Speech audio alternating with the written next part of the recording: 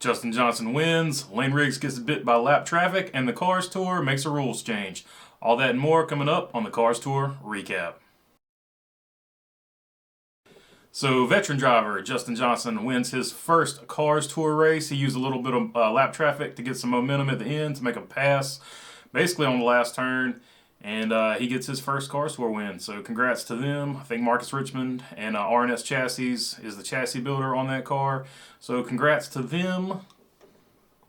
And as big as that win is, it brings up a point. Layne Riggs was the leader of the race, and he ran up on some lap traffic on the last lap.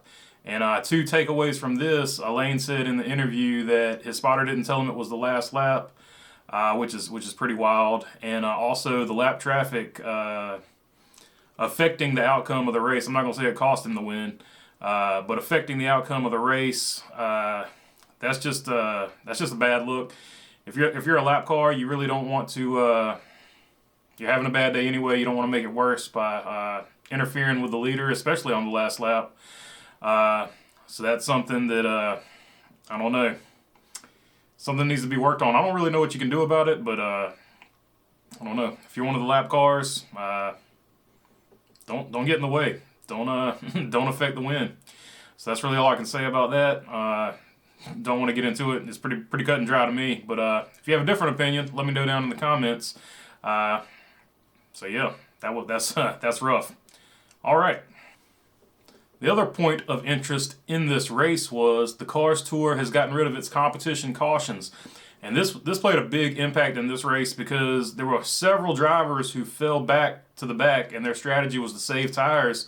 But without that basically mandatory competition caution, that strategy was sort of hit or miss because you didn't know when your cautions were going to come out. I know Mike Looney and Brandon Pierce looks like they fell back to the back and they were biding their time. I think Jared Fryer, to an extent, too, was sort of saving his tires. He had a heck of a run getting up to fourth. But there was a long green flag run before a caution came out.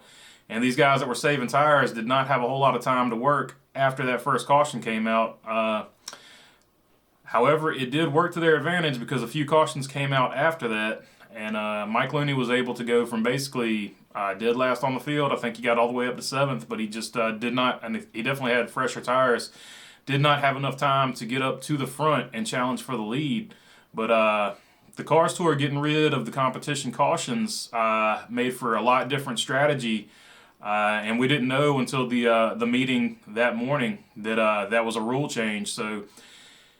Some of the guys that came in there with that strategy, I guess, were married to it, and without the competition caution coming out, they sort of had what they had. But moving forward, they said they're going to get rid of the competition caution altogether. So that'll be interesting to watch moving forward. I think it makes for better racing, personally, because you can't just sit there and hang out and ride. You kind of have to get your position because you never know when those cautions are coming. But other people have a different opinion. If you got a different opinion, let us know in the comments. All right, that's all we got for the Cars Tour recap. Make sure you hit the subscribe button and follow the page. It helps us out a lot, and we really appreciate it. Thanks for your time. Peace.